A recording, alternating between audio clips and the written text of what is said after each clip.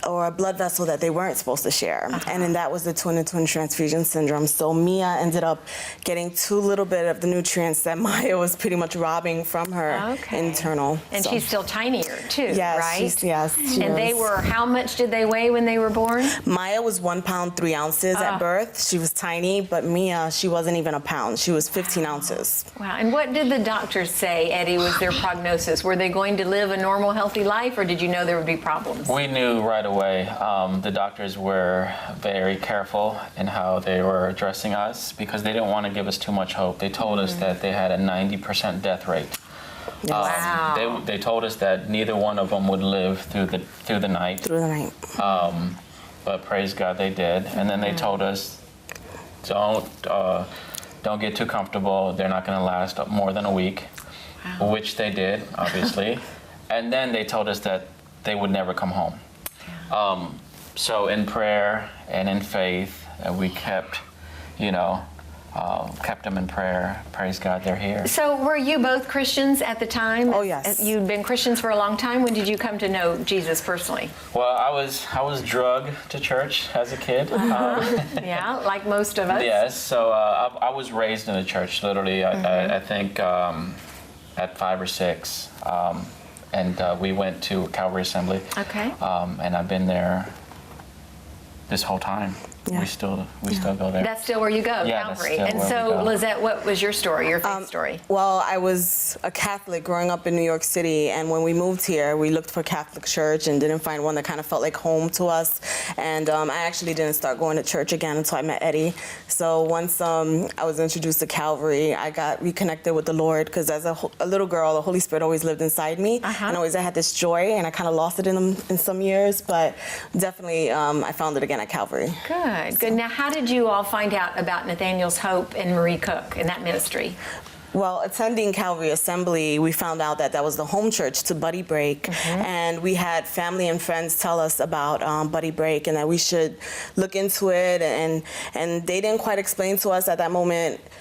For some time, we wasn't sure what it was, and once we learned what it was, we definitely took a chance and took the girls to Buddy Break, and we had our first date in forever. So that's what it is. It's free childcare for 2 hours a week. Is it once a week or once a month? It's 3 hours. 3 hours. 3 hours. Yes. Once a month. Okay. Once a month. The good thing, though, that here in Orlando with Buddy Break, there's many churches that partner with Buddy Break and Nathaniel's Hope. So we can actually choose more than one location, and we definitely took advantage of that. And we try to do at least 2 a month to give us a nice little break. Do you feel confident leaving your children because they obviously maybe require a little more care than a child without special needs? Or are people trained at Buddy Break? Or what are your feelings leaving these 2 beautiful girls at Buddy Break?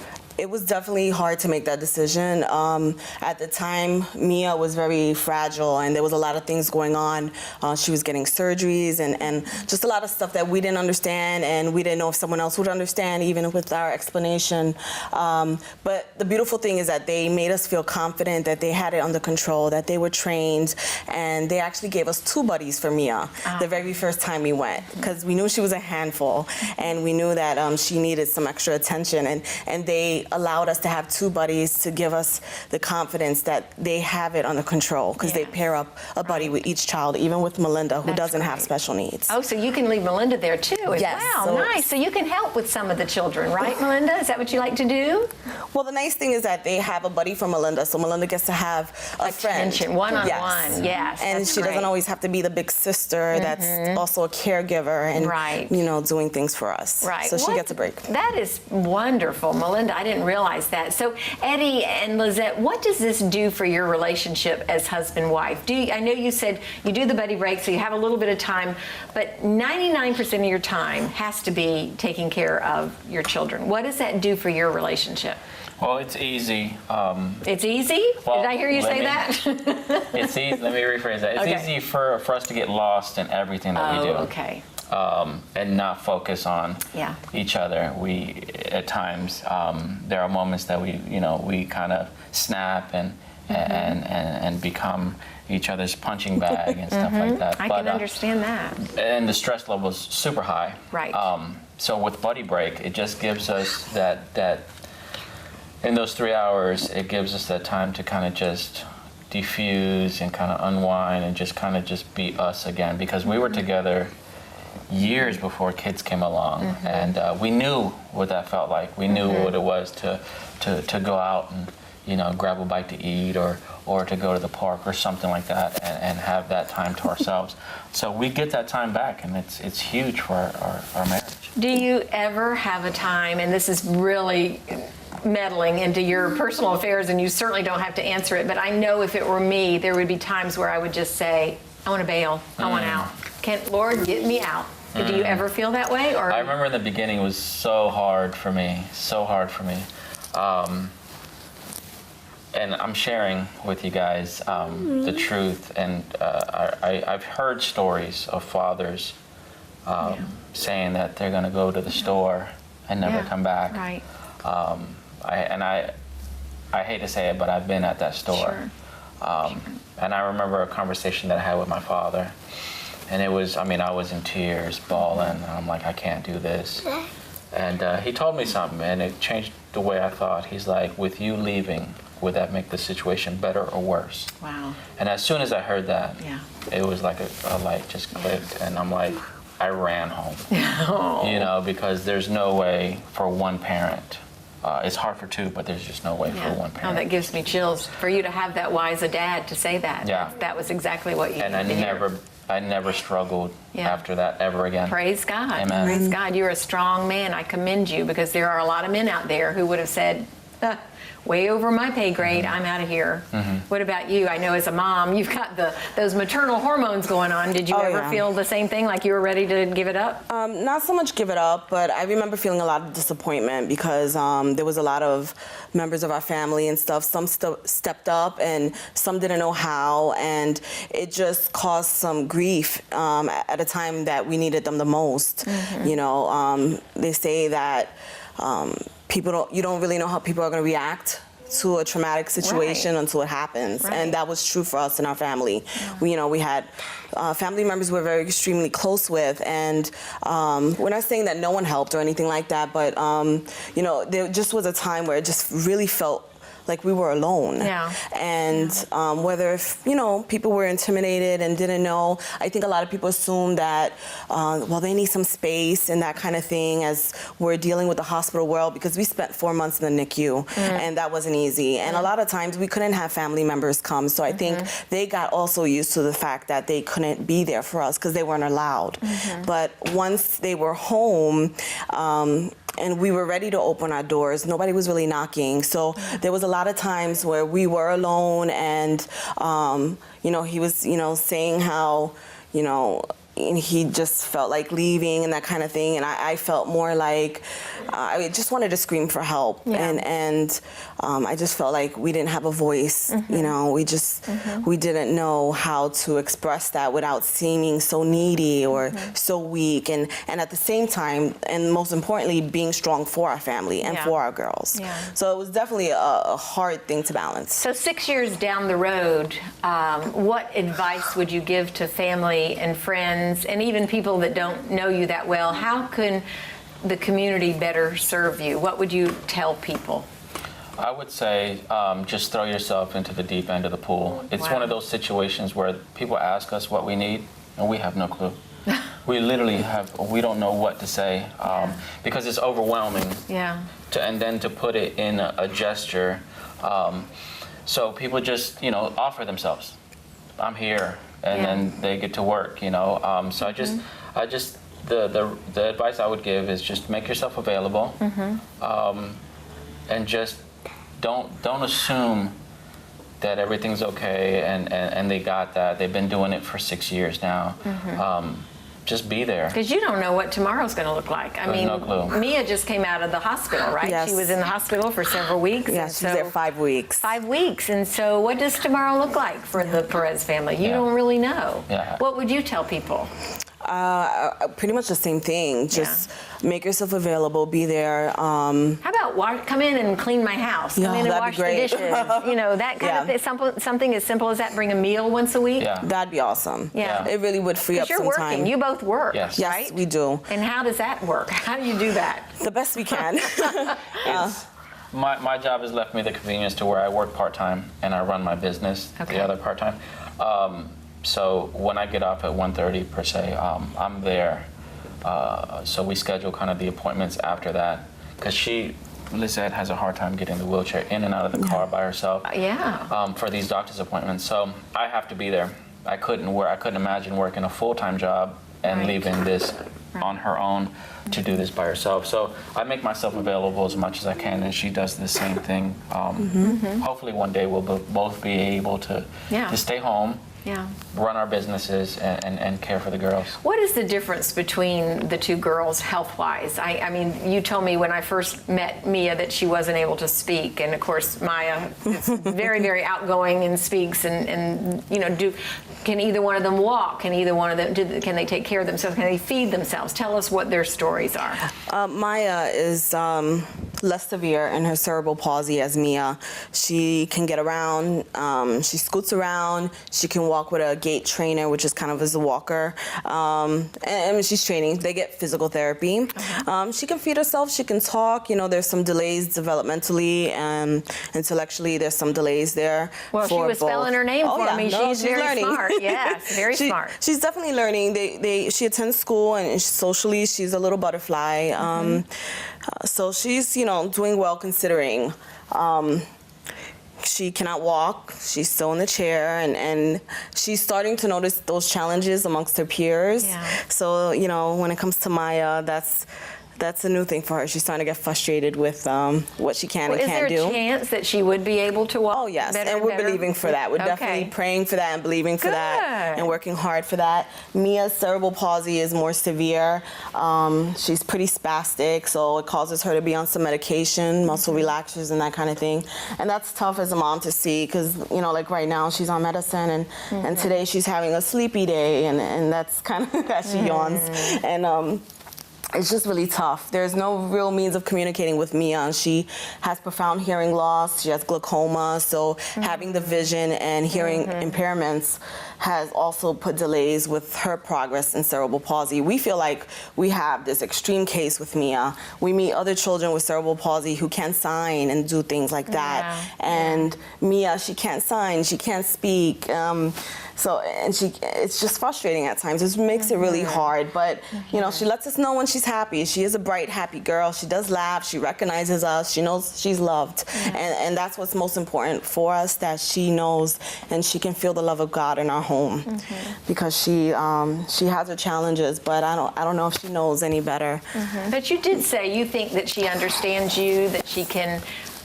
You said she has profound hearing loss, and yet she really kind of can communicate on some level. She communicates with the crying and with the laughing. Those are the two biggest things. She's doing one or the other. From day to day, you don't know if she, you know, she could be sitting here on the set and she could just cry for no reason at all, and you wouldn't know. And right now, she's just doing great. We're so proud of her and so happy that she could be a part of our set today, because I know she's encouraging and inspiring people out there. What would you say, Melinda? Let me ask you another question. How does it feel to be the older sister to two sisters with special needs? It's okay. It's okay? Is it sad to you sometimes? But you love them? Yeah. Like you love them to death, right? Yes. Do you play a lot with Maya? Do you play with Mia? Is it it's easy to play with them? Yes. Okay. Do you ever feel like you don't get enough attention from mom and dad? No. You get a lot of attention? You feel like you do? How do you do that, Perez's? That's amazing. That is wonderful. Well, I think a lot of it goes back to when we were just dating. You know, we just always like to do fun things. Like that's one thing I wanted to do in our relationship, is just keep fun times alive. And when we had Melinda, it was one of those things where I started seeing the world through her eyes as a kid, as a baby. So it didn't change when the twins came along. You know, we like taking them places. You know, we don't let the fact that we're lugging around 2 wheelchairs slow us down. So we try to have fun every chance we get. We really do try. How do you go to McDonald's? How do you go to a restaurant with 2 wheelchairs? I mean, what do you do? Do you do that, or do you? We do. We try to stick to drive-thrus. Obviously, it's a lot easier, but there are days where we are in and out of the car. Like, I give an example. Sundays, we're in the car to go to church. We're out the car to get into service. We're back in the car, and then we're back out of the car to get to something to eat and then back home. So it is very challenging, but we don't let that stop us. I consider myself a foodie. I love eating out. So if it's a restaurant, we're just going to do it. Good for you. We're just going to do it. Are you ever disappointed in people and their responses to you in public? And do you ever want to say, we're normal, this is our life, just talk to us, just speak to us, stop ignoring us or judging us? Well, we do get, in the beginning, I remember, because they were twins, we got a lot of the oh my goodness, they're twins, yada, yada, yada, because we didn't know their diagnosis. They looked normal. Right. They were still in the stroller. They were still in the double stroller. Okay. We did the twin thing. Yeah. So, and gradually you kind of just start to see that, okay, now they're in wheelchairs. And now if you look at us on the streets, we kind of look like a spectacle. So people don't really know how to address us. We get smiles, but then at the same time we get the stares, and we're like, what should we be saying? Just say hi. What are their names? Do you mind if people ask the nosy questions, like what's wrong, or what's their problem? Not You at don't? all. Really? No, I think that's a natural curiosity that's kind of instilled in all of us. Right. He said we're a spectacle, and some people do think of it that way. Sure. And sometimes it causes people to just try to avoid looking at us, and that hurts more. If it's gonna cause any kind of uncomfort, it's that more than the weird questions. Yeah. Because you rarely see, I see kids in wheelchairs. One. You rarely see twins I know. in wheelchairs. So when people, they look, a simple hello. Okay. What are their names? Yeah. And we don't mind ever sharing our story. Good. Good. Well, it's an opportunity to share Jesus, because your faith is unbelievable to me. Amen. You are such a strong, strong family. I have another nosy question, because that's what my job is, to ask the nosy questions, I guess. But it could also be a question that would help viewers to know how to help you or to better serve you. How do you deal with the financial aspect of having two special needs children? It's a God thing. Yeah. It's Really? faith. God provides? He always provides. I mean, we are literally Check by check. yeah. Really? Paycheck by paycheck. Yeah. Some days not even. There's too much month at the end of our bills or at the end of our paycheck. So Right. it's a God thing. We Yeah. literally we've leaned on him, and we've told him, listen, we cannot do this on our own, and he comes through. Last year we did lose our home, and I feel that was a result of a lot of the medical trips we've had to take to Miami for Mia's eyes. We had to take a trip down there every 6 weeks for 2.5 years. So even though at the time when the twins were born, we were both full-time, and we were living the American dream. We both had our jobs that we loved, our careers going, and to just become this family that was doing so great, and we were the example amongst our friends and that kind of thing, to all of a sudden be like so needy all the time. It's really tough. When we lost our home, thank God, we were a week from being homeless, but God provided, and he came through and found a nice home for us that we were able to get in and just fit all our stuff and their medical equipment and all their supplies, and it's comfortable, and we didn't have to go to a hotel or stay at relatives. So God has definitely been the center of our home. He's been just our glue, and we really couldn't do this without him. So, But you must have enormous medical debt. Hundreds of thousands of dollars in debt. Actually, if you think about it, I mean, it would be into the millions, but because Medicaid pays for that, we've never seen a bill. Good. Praise God for Medicaid. Unfortunately, right? here in Orlando, we have Children Miracle Network's hospitals, which covers a lot of the debt end of what our bills would be. So. Fortunately for that, we do not actually see many medical bills, but our finances have suffered because of the medical trips and having to rent a vehicle and stay at a hotel and that kind of thing. When the girls were in the NICU for 4 months, it just felt like we were 4 months behind in life. And it just seems like we could never catch up. We can never have enough, but somehow we get through every day. So, well, you seem like you have such positive attitudes and that you have that joy and peace. And we talk a lot around here on Welcome Home about the fruits of the Spirit: love, joy, peace, patience, and all of that. What would you say brings you, each of you, the most joy in life? For me, it's actually the love that my family has. I've always dreamed about having twins. From a little girl, I was fascinated with twins, and I've always wanted twins. So God answered my prayer, my little girl prayer.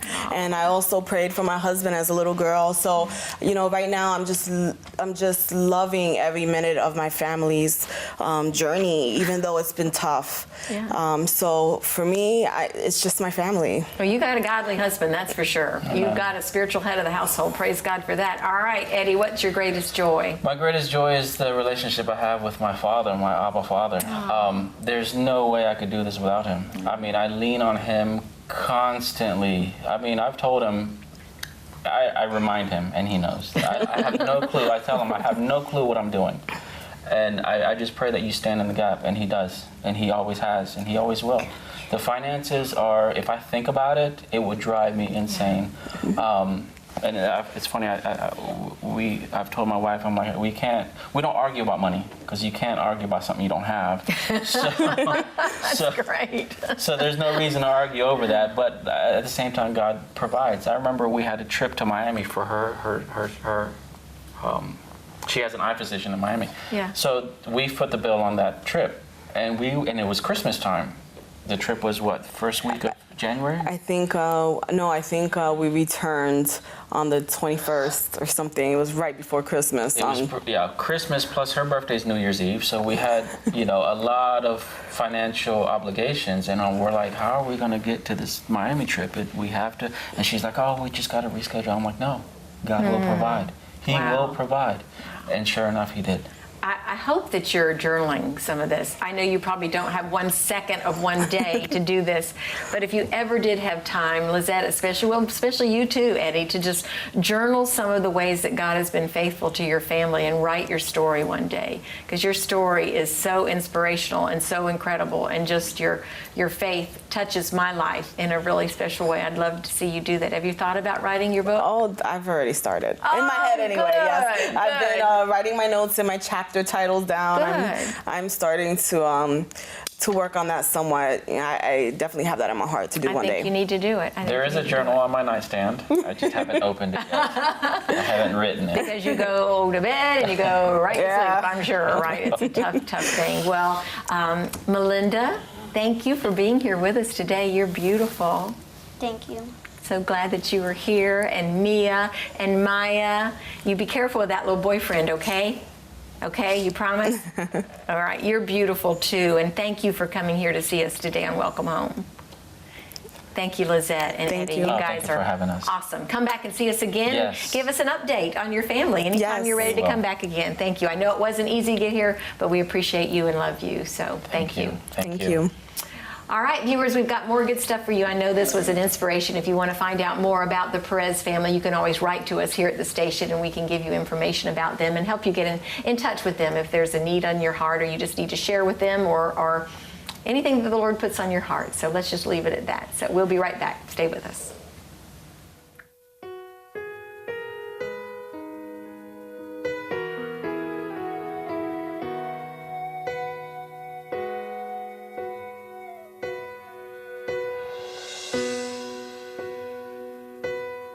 When I am down and oh my soul so weary, when trouble come and my heart burden be, then I am still and wait here in the silence until you come and sit a while with me.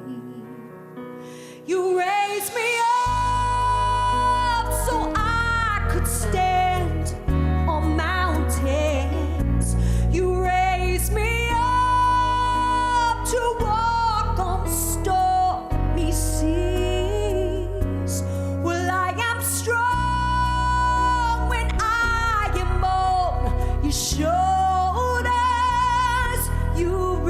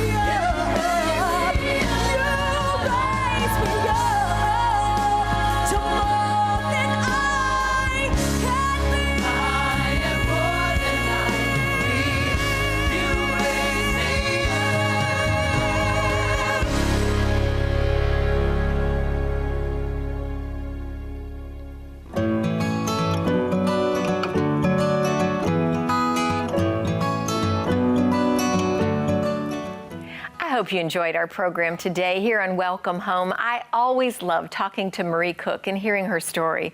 God truly changed the trajectory of her family's life by bringing a special needs child into their home and lives. As a result of having Nathaniel, Marie has positively impacted thousands of people around the country. God doesn't make mistakes. Special needs children have a purpose in life just like all of his children. In fact, I've heard stories of people saying that some of the biggest blessings in their lives are those which they would never have signed up for.